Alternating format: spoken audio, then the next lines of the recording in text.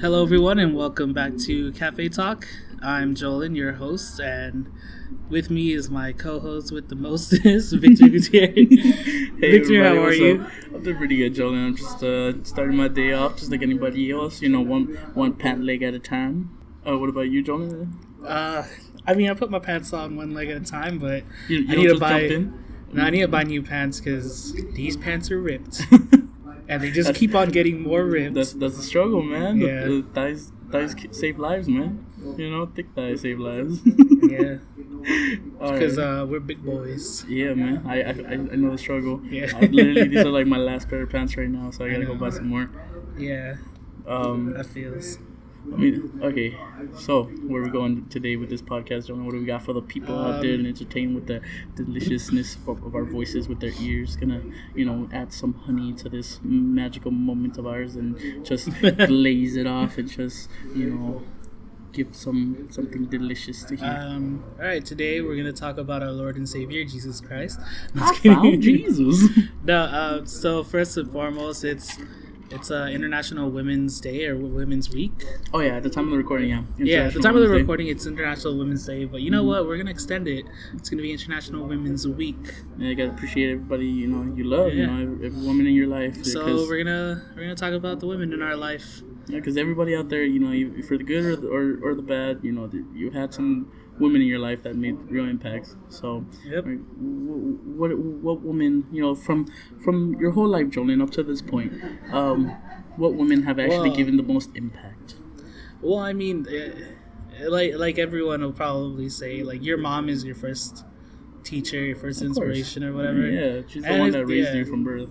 Yeah, and it still stands because you guys know my mom. Sometimes she's a little bit crazy. Have we talked about your mom before? I don't think we have. We haven't talked about how much of a savage she could be. I think we mentioned it a little bit, but like first and foremost, I love my mom. My mom's like, she's the best. She basically I wouldn't be anywhere. You love your mama? Yeah, I love my mom. You love your mama? I can't hear you. I wouldn't be anywhere. I wouldn't be at the point that I am now without my mom. Mm-hmm. Literally and like emotionally, physically, whatever. And then everything I say about my mom, it comes from a place of love. So like no hate or whatever, but sometimes it's kind of like when you say your dad's a dick because he like yells at you or something. That doesn't mean you don't love him. I know. I'm just saying, like I just want to set the grounds. Yeah, exactly. I get you. Yeah, but like sometimes my mom gets out of hand. She and has like a short temper. Oh, and I don't mean like your dad's a dick. I just mean No, like in general when in someone general, says when someone says their dad's a dick. That's what I mean. Yeah. Yeah. But yeah, I love my mom, but sometimes she has like a short temper. She like loses it, just because things don't go the way that they do. Yeah. But I see a lot of myself in my mom, just because of like the values that she has and instills in me. Since I was a little kid, like I've always valued education. I've always valued honesty. I've always tried to be a genuine person. That's because that's how my mom is. Like my mom, she doesn't take bull from anyone, and then she doesn't dish out any bull either. Oh, true. She like says it how it is, and if you don't like it, then too bad. And like I'm starting to become that person. I feel like your mom is a type that like if you're getting fat, she just straight up tells you like, oh, She you're does. fat. Like She does. Like she my doesn't sister beat around the bush. Like my sister comes home from college or something, and she's just like, Michelle, you put on a lot of weight. Instead of saying something like like have you been going out a lot or something, Yeah. Like she's not subtle about it. She's just like eating fat. I love that. Instead of just being like, I'm glad you're eating well. No, just straight up, you're gaining weight. Yeah. That's awesome. That's really good. My mom's the other type. My mom, like, she doesn't like bull, but she'd rather use a little white lie and make it nice, but still trying to implement some truth in there. You get me? I see. Yeah. Like she's just trying she to doesn't be want a to nice hurt. person. Yeah, she doesn't want to hurt anyone's feelings. Exactly. Like she tries her best not to. But I mean, she still tries to tell you the truth the way best you can with like a little impact, that type of stuff. But I like how your mom just goes straight up for the truth bomb. Yeah, it's funny. Who else, Jordan? Other than that, like next on the list is like my sisters. Uh-huh. Both of them. just because like my oldest sister, she Oh, you have 2 older sisters, right? yeah, I'm the youngest. I keep forgetting your Jenny's older than you, actually. Yeah, I'm the youngest of 3. Mm-hmm. But yeah, my 2 older sisters, like the oldest one, she's kind of like my second mom. Like sometimes she acts like my sister, sometimes she acts like my mom. Mm-hmm. Like she's just trying to look out for the best for you. Yeah, hold on, pause. Hello. What was I saying? That your sister, she just tries to look out for your best interests. Yeah, like my sister just like looks out for me. She's pretty similar to my mom as well. She's like a little bit short-tempered. Kind of says it how it is. Oh yeah. No, I remember the first thing before we even like started getting really comfortable with your sister, or she started getting comfortable with us. I remember having her as like she doesn't like to beat around the bush. Like even with conversation, she likes to just cut straight to the chase, and she kind of just ignores all the other details because she just wants to hear the point of it. We're only like 5 years apart. Oh, not bad. Me too. Me and my sister. And then I don't get it when people say like, oh, I hate my sister. Like my sister and I don't get along. Mm-hmm. Like even though we're 5 years apart and like all this whatever, like my sister and I have always gotten along. Like to the point where we're basically like best friends. Oh, that's good. That's actually. Yeah, see, I'm on the other side of that. I don't hate my sister whatsoever. I love my sister just as much as I love my mom. Oh, yeah. Like I love my mom a lot. Like of course, more than anything, she was there more than my dad was. Just because my dad was working 2 jobs to support a family of 4, and we were barely getting through. Living paycheck by paycheck. So I raised, my mom raised me, and I was there with my sister because she was like, when I was growing up, she was my only friend at the time. As we grew up, we just kept getting more into more fights, to the point where like she wasn't my friend, like she was just my sister. Kind of like when your parents, they try to be your friends to like tell you to understand, that they understand your point of view, that they've been through that type of stuff, and then they become the parents to tell you like what's best for you. My sister wasn't that way. Like we were friends at first, and then she just became a sister, like bossing me around, telling me what to do, which is not a bad thing. Like I know she was doing it for the right reasons, but like every time I think about my sister, nothing but bad memories come to mind. Like in a sense that like she was always getting into like drugs and alcohol, and whenever she was in that state, she would always like scream at me for any problems that she was going through. Like I was her punching bag in that sense. So I didn't see her as a friend. I saw her more as just like a sister. Like I loved her because she was taking care of me, and she was a great person. But when it came to like personal affairs, like trying to confide in her, I didn't see her as that person. Oh, I see. But I still love her. Like I still care for her, and I'll still take a bullet for her because I love her. She's my sister. But I don't see her as someone that I could truly talk about when I have problems with like girls or friends or anything in life, that type of stuff. It's more of like we have our own lives and we respect each other because of it, but we won't really come to each other for that. That's more our mom. We both just confide in our mom, and that's it. That sort of stuff. Yeah, I guess. I mean that kind of sucks. Yeah. But it is what it is. Yeah, that's why I'm like, I'm not trying to deteriorate that my sister's a bad person. I know, even though negative thoughts come to mind when I think of her, it's not that she's a bad person. It's just, I guess it's my mentality that goes there. Rather than focusing on the good parts and enjoying life for what it is. I don't know, just those bad times seem to resonate stronger than the good times.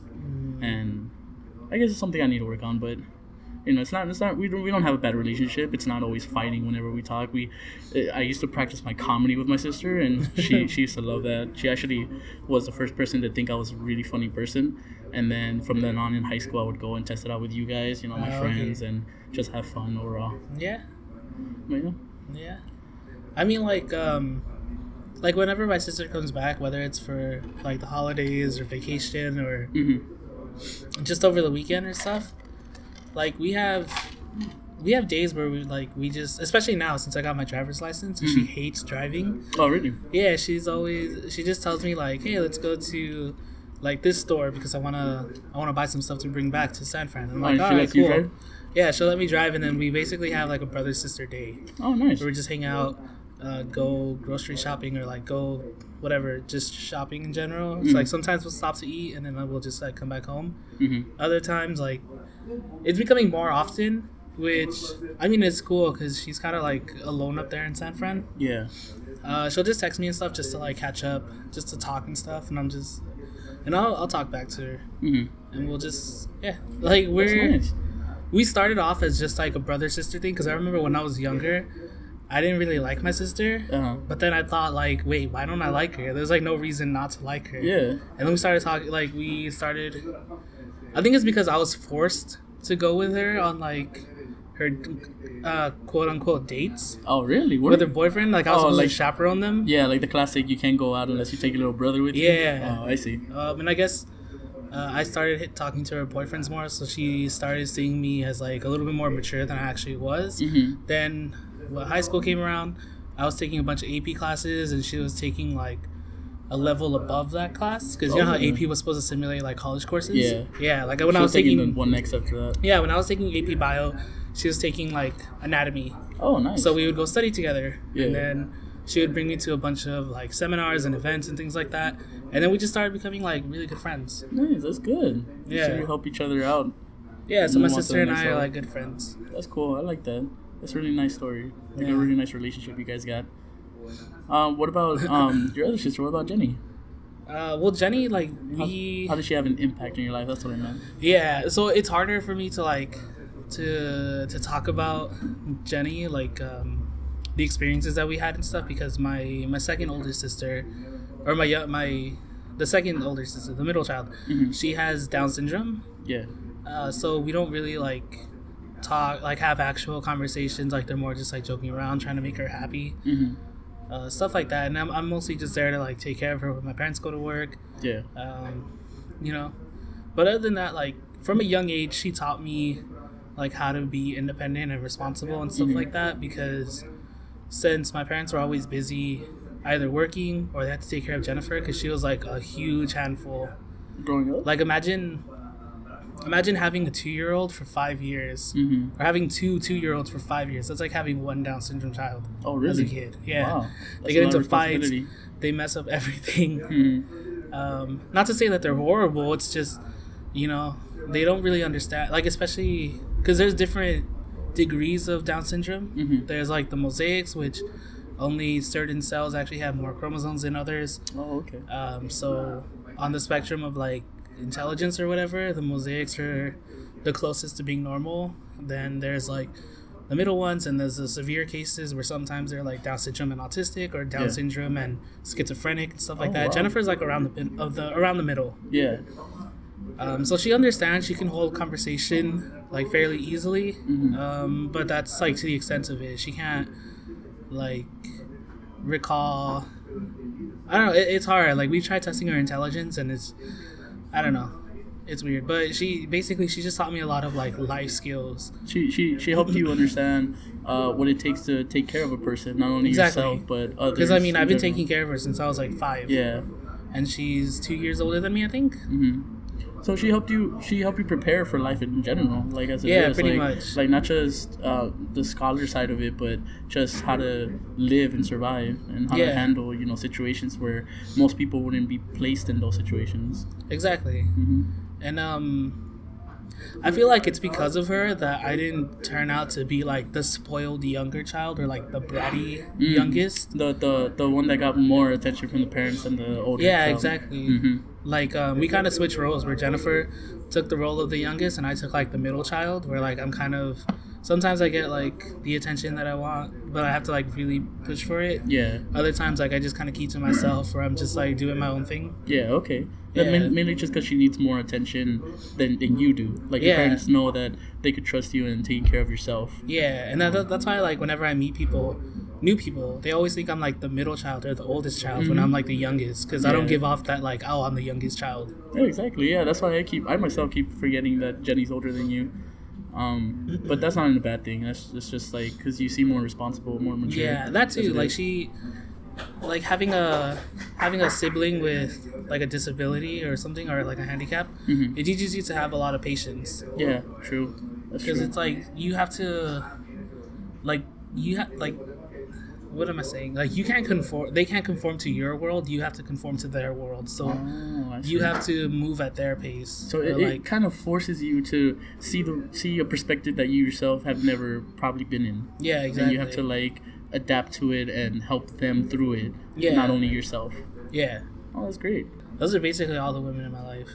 Not bad. Aside from like my aunts and some cousins and stuff, but were you close to your cousins or your aunts enough to like say that? I was close to my had a great aunts. impact? Yeah, I was close to my aunts, mostly because like sometimes I would have to stay at their house whenever there was an emergency, or some cases when like my parents, we couldn't bring the whole family to like a trip or something like to Mexico, so I had to stay with my aunts. Yeah.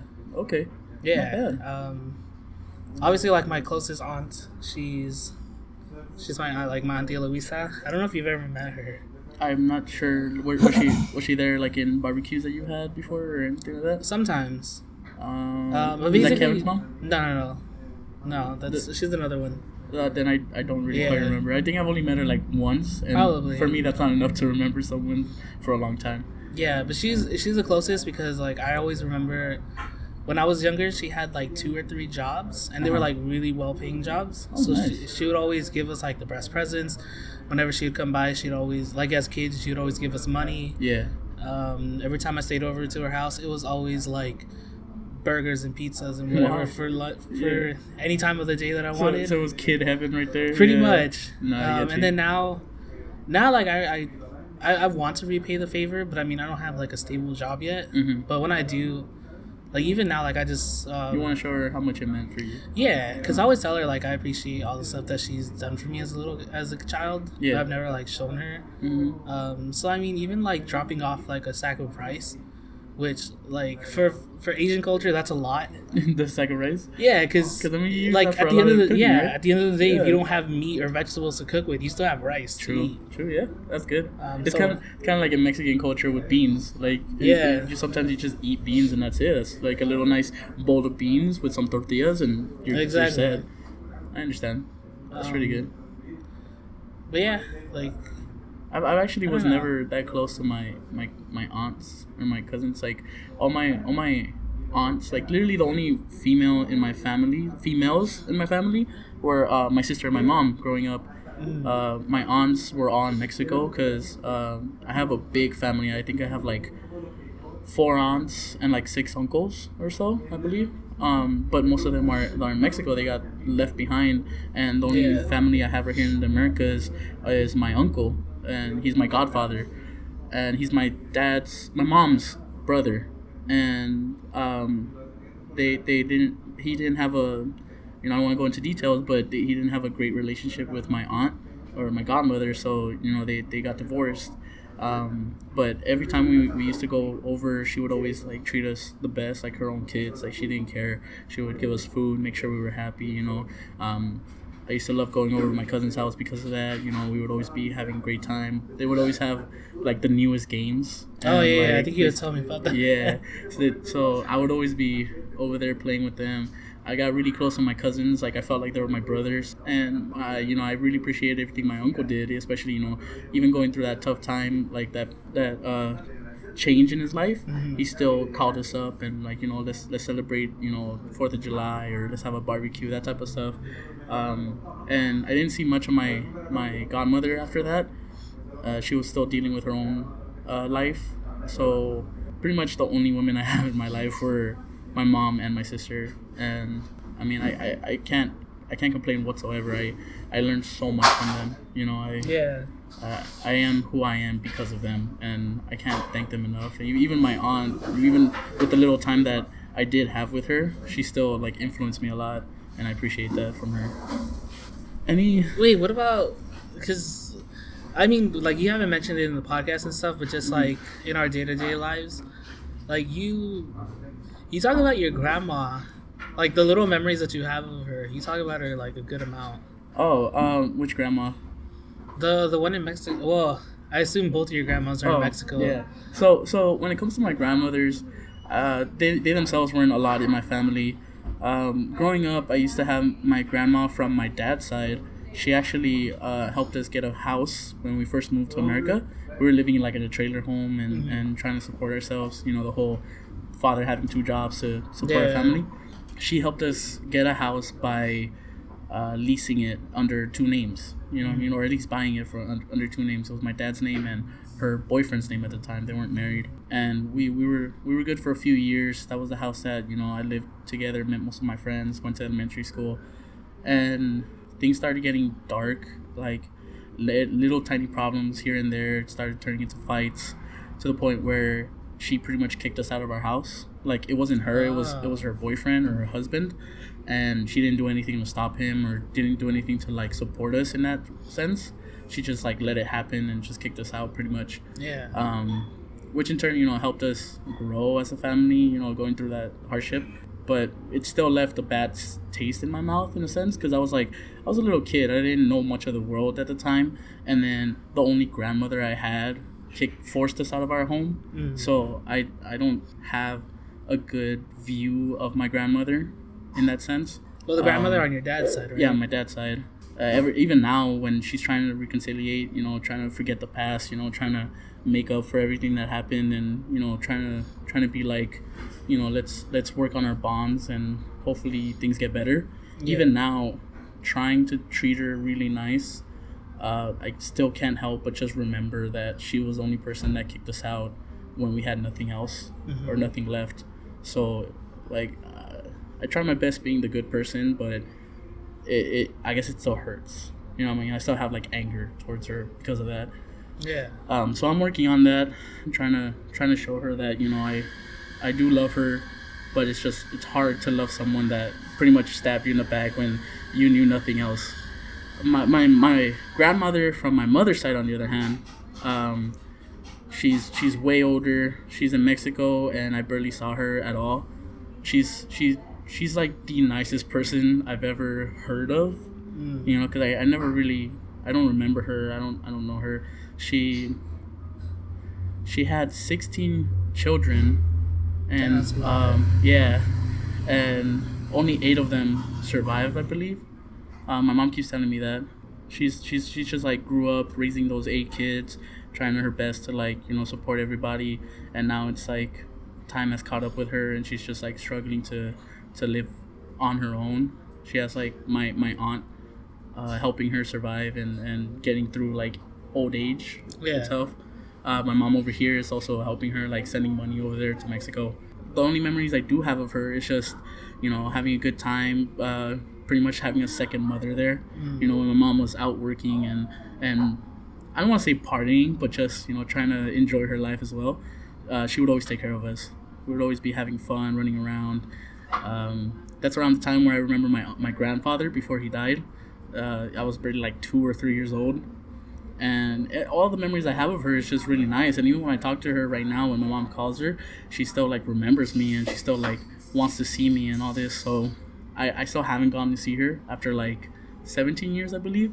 So I'm just dying to go back and talk to her before, you know, God forbid, the worst happens. Oh, I see.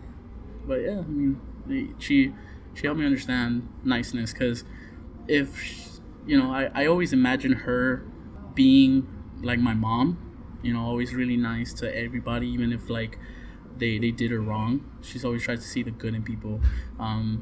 That's where I got my I guess personality trait, where even if you betray me, I always give you a second chance. You know, no matter how bad it is, I always try to see the good in someone. I feel like that's because of them, you know, because that's how they are. My mom is always like that. Like, even though she still harbors some resentment towards that person, she still tries to be nice, gives them food, and pretty much if my conscience is clean because I forgive you, but, you know, if your conscience isn't clean, then that's because you know you did wrong.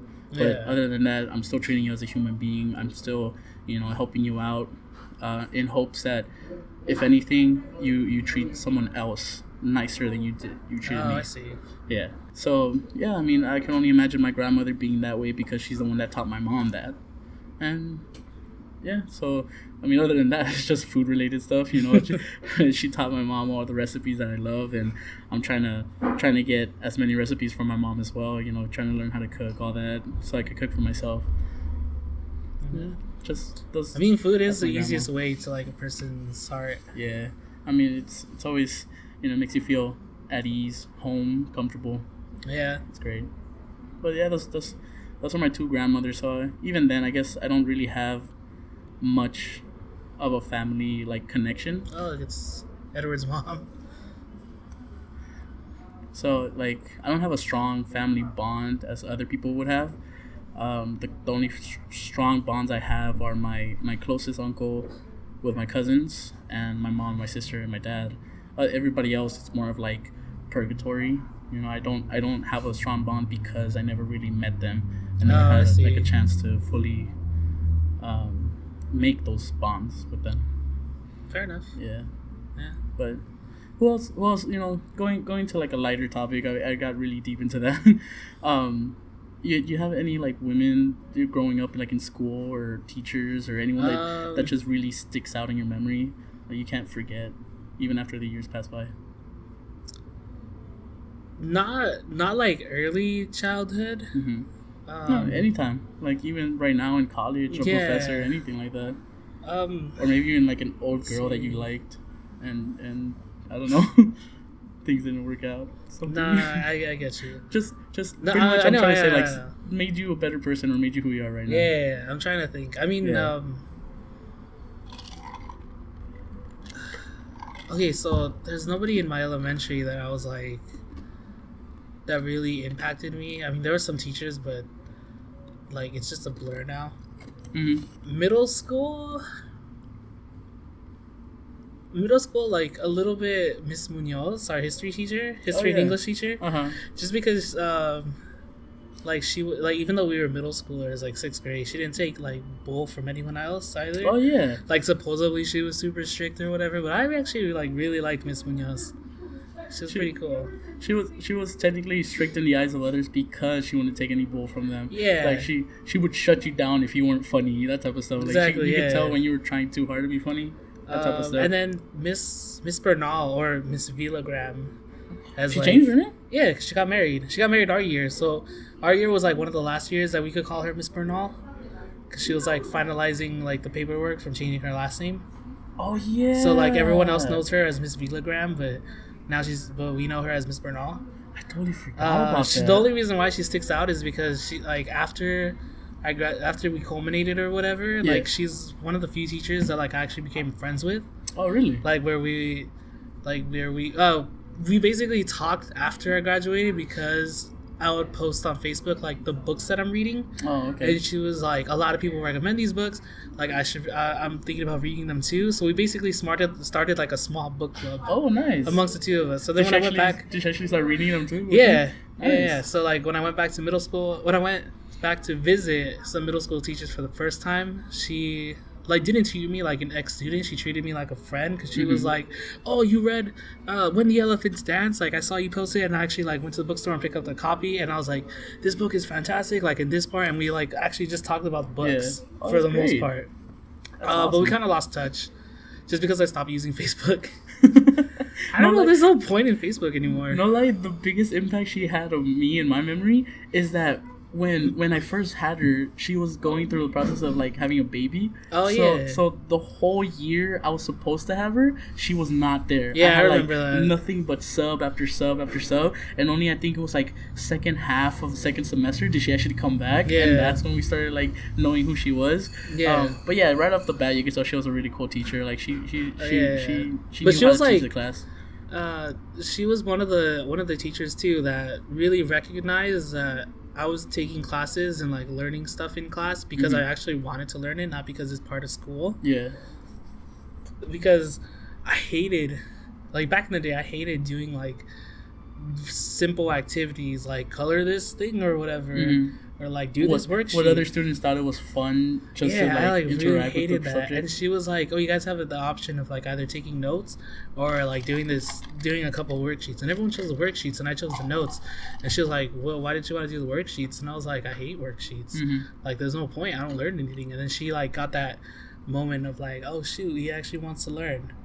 And then that carries over to high school when I had AP Stats. My AP Stats teacher, Miss. Wait, Was Miss Bernal the class that we had together? I think so. Well, was it like in the third floor or something?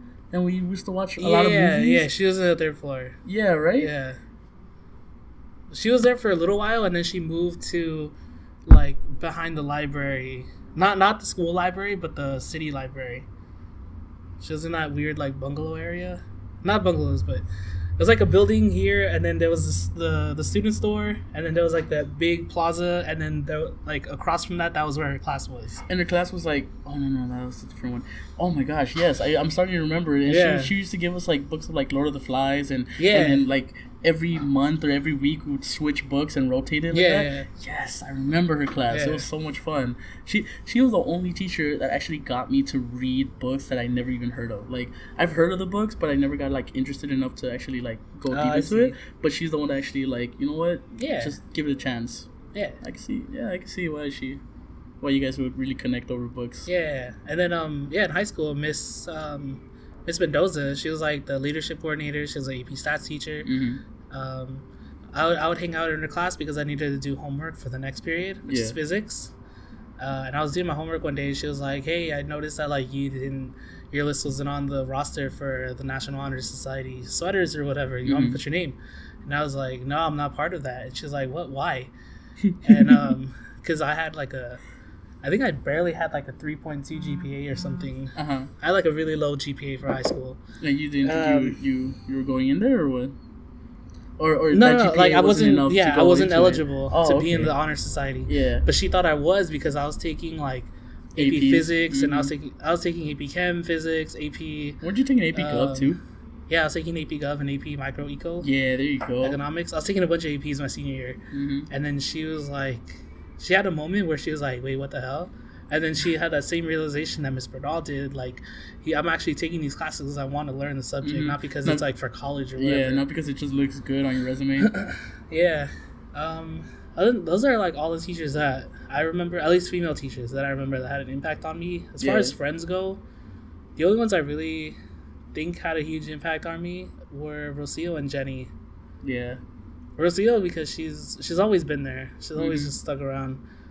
Rocio, like I know she listens to our podcast. Always just stuck around. It sounds so like undermining everything she's done. Like I'm not saying it's bad, but it sounds so funny. Yeah, I guess. No, I mean Rocio, she's always been our friend. No matter like what other groups of friends, like she always valued us more than everybody else. Yeah. And I've known her since 5th grade, so that gives me the ability to be as messed up as I want to. It's just that you're just comfortable with her. Yeah. Just like we're comfortable with Edward and everything. Like we can't. Yeah, exactly. We know how meaningful our friendship is, but when it comes to describing it, it's not really like you can't put it into words. It's more of just you have to experience the years of being friends with someone that long. I mean, that's just understand. like that's just it. Like you can't explain. It's just a feeling. Yeah, exactly. What was I saying? Oh, yeah. And then Jenny just taught me how to be like a better person, or like she let me be the person that I was and wanted to be. Yeah, that's true. I got to be I weird and all this stuff. Like we were bringing each other pineapples for Christmas and like draw randomly and just like have like weird and like intimate in a sensual kind of way conversations. Like we weren't like there was no romance between us, but we were just we just got really close. And then we went to the same college and stuff, but I haven't really spoken to her anymore. Yeah, the friendship just kind of time goes. Yeah, just went with it. You just meet new people and no, but I understand. Like I could tell that you were with Jenny the way that no other person let you be the way you wanted to be. That's good. I like that. Not bad. That's pretty much it. Whew. Damn. You never. I don't want to bring this up. Yeah, no. We could talk about that off topic, off podcast. For me, it's the same. I mean, I didn't have many like teachers. When it came to teachers, I was never one to enjoy school. I don't know why. Something was stilled within me since I was in elementary. I kind of just didn't enjoy the process of like going to school and just sitting down and having to like memorize all this information that to me didn't seem appealing. Mm-hmm. And then when I got into a subject that I really truly enjoyed and wanted to learn, the teachers were forcing me to do stuff that made it boring. You know, so it nobody got the realization that you got, where they were like, oh, he actually wants to learn the stuff, so here, let me help him out and do what I mean, he wants like, to no meme intended. Uh-huh.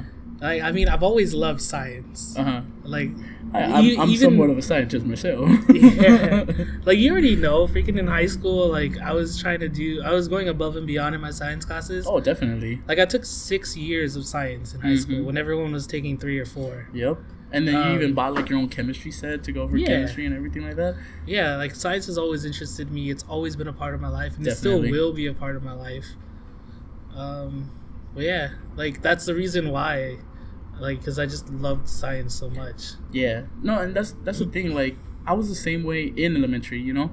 I remember in my 5th grade teacher, he was the last person who actually admired how hard I tried in being a good student, or just how hard I tried to learn the subject I would like, to the point where, like, I culminated and he was crying. Like, like, my teachers went over there to, like, thank him, like, oh, thank you for being a good teacher and blah blah.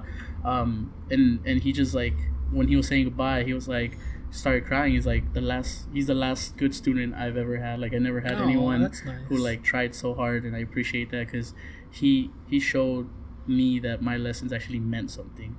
And I was like, oh. But did he keep that in mind and design this rhyme to explain in due time? I guess. I don't know, John. I don't know how to respond to that. I'm just kidding. But after that, you know, in middle school, that's when I saw no teacher was the same. Like, even if I got really into a subject and I started reading the book, no teacher cared about me, because they just cared about the lesson plan, you know? Yeah. And if I did something else outside of the lesson plan, I mean, I feel like there were teachers that care about you, but that's, like, if they're... We'll probably talk about that on, like, Father's Day or something, or, like, another day, because... Like, O'Brien cared about us a lot. Oh, like, he saw us. He didn't see us as students anymore. He saw us as, like, friends. Yeah, but I mean, that's PE. You know, like, he was great like that. He was a great person. Some people like hated PE. Yeah, no, yeah, I love that class. I great. always went back there just to chill. But when it came to academic purposes, I just never really got into school anymore. I didn't see a reason to go back into that. Like, if I wanted to learn something, I had to take it into my own hands and either research it myself or just, you know, I couldn't trust teachers anymore to provide me the information I wanted. So I didn't have many female teachers that made an impact on me, except for, like, you know, in middle school, Miss Bernal and Miss Munoz. They're all really cool. All the middle school teachers. Yeah, all the middle school teachers were great. In high school, I never got close. Like, I remember you being super cool with, like, some teachers, and you and Edward would always be talking about, like, oh yeah, I could always go to their class, and they're cool with me, and the class was great. That's why you guys always excelled and went for that next step. But the reason, I believe I never took those AP classes that you and Edward were taking was because that was all about the lesson plan. Like, you could learn the subject you wanted to learn, but at the same time, you had to be doing the work, like the notes in class, the homework. You actually had to forcibly turn it in order to get a good grade, and I wasn't like that. Not if you were me in environmental science. You didn't turn in anything? I didn't do any homework. I didn't do homework for the whole year. You just aced the test and that's it? Yeah. Damn, not because I knew what they were talking about, because I had taken AP Bio previously. Yeah. So environmental science is basically like a 50-50 of bio and chemistry. Mm-hmm. And I was taking chemistry the same year as I was taking AP Bio, and the homework was homework that, like, you would have gotten in middle school, and I just found it like an insult. Then again, in high school, I was like a very pompous kid. Like, I thought I was smarter than I actually was. Oh, okay. So, like, the homework that I would get in environmental science, I thought it was like an insult to my intelligence. So I was like, why am I doing all these worksheets for? Like, they don't help you recall things that I learned in the book, or, you know, like, pompous little kid stuff. So I just wouldn't do it, and I would tell the teacher, like, I'm not going to do your homework because I don't find it beneficial in any way. And I was like, you can like not pass me as much as you want, but I'm just not going to do the homework. And I didn't do the homework. I remember you telling me that. For a whole year. The teacher got kind of upset, but she was like, I mean, what can I do? Yep. As long as you understood the material, that's what she cared about. And I got a B. That's good. I got a B in the class, and I got a 4 out of 5 on the exam. Damn. So I was like... That's great. She hated me. Watch out, Jonah. Watch out. She hated me because I was one of those kids that would like try to play against the system. But I mean, you did great. Yeah. That's the thing that counts. So what about friends? Female friends that you have that have stood out to you or like have made you the person that you are? Friends. So Rocio, of course, it's an obvious answer for both of us. Yeah. She was always there. Shout out to like, Rocio. Big time. Even now, she's still supporting us. Yeah, she listens to our podcast, so thank you. We appreciate that. She was always there, as always, like you said. She was always a good friend.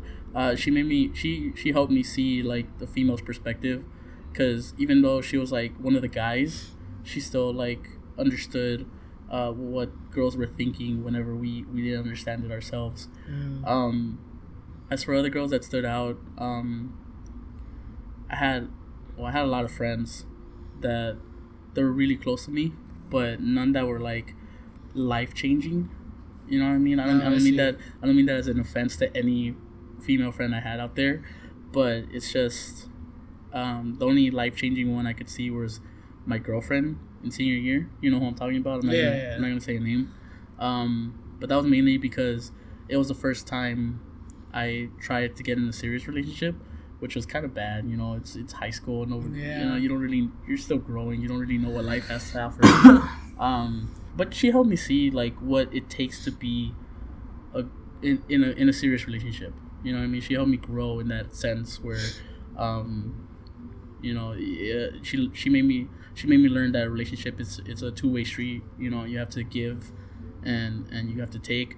But when I was in high school, I always had the mentality that if you kept giving that person what they wanted, what they needed, you know, what they thought they really wanted, that it was going to make a good relationship. I was always a giver. I was always like giving her like all the attention, all my time, everything, you know, all the affection, and telling her that she was a great person, that she was perfect in my eyes, and that she could do whatever she wanted. And yeah, I was wrong in that sense. Like she taught me that, because you have to realize that some of that could be taken the wrong way. Like you're putting them in a pedestal, and they don't want that. Like you're not seeing them for the human being that they are, that they have faults, and that, you know, rather than helping them with their faults, you're actually just telling them that they're perfect, so they get stressed out in a sense that they want to keep that perfect vision in your eyes. So it's harsh, you know. No, I get you. My sister and I, we had a similar conversation. Yeah. Without naming names, it's basically like a girl that I've liked for a long time. You already know who I'm talking about. And like we kept in touch after high school and stuff, and like we saw each other throughout, and we went to different colleges or whatever. But we still hung out, we still talked to each other, and like we just kind of drifted apart for a while. Like it was nobody's fault, but we just kind of stopped talking to each other. But like throughout all of high school and even up until recently, I had this person on this pedestal for a long time, because she was like exactly what I wanted in a person. Yeah. But not being around her and not seeing her for a long time, like kind of made me realize, like, wait, like everything you were doing. Yeah, like it showed me like where my errors were. It showed me like, you know what, she's not actually this person. It's just what I thought of her. And it just helped me kind of just like work away from her, or, like get over it. Yeah. In a little bit. So it's not bad. No, but I know what you mean about the whole that scenario. Exactly. So I mean, I appreciate that. I appreciate her in that sense. You know, like, I kind of like feel bad that she had to be like pretty much my guinea pig. You know, my test subject in realizing what. But I mean, at the same time, like if you break up a relationship or something and you don't take away from that, can you really say that was a good relationship? True. Yeah, that's true. Because I mean, the point of a relationship is to grow. Exactly. You know, whether you grow together or you grow apart, it doesn't matter. The fact that you took something from it and made yourself a better person than what you were before. Yeah, that's what a good relationship ends up being. Yeah, and then part of it, like sticking to that, like you already know what happened in my senior year. But for those out there, the same situation, like me, this girl and I had been friends for a long time, and then senior year, I don't know why. I guess like hormones and just the moment. Prom was coming up. You misread the signs and situations. I was trying to like force something that didn't belong, so I like asked her out. She said no, and we kind of just like stopped being friends from one day to the next. Even then, like, I think after like a month or something, we actually like talked it out, and then we kind of just moved on. Like we didn't try to repair anything. We just respected each other's space and just worked around each other. Yeah. Or whatever, but she really taught me how to like handle the situation, or? Like to be blunt, like to cut the romantic bull, and just like be yourself. Yeah. Like don't go into a space trying to look for something, or don't be that kind of person that tries to force anything. Just like kind of go with the flow, or just let, like, if something happens, then go totally. I mean, just like just be yourself, and someone who's truly meant to be with you will like that.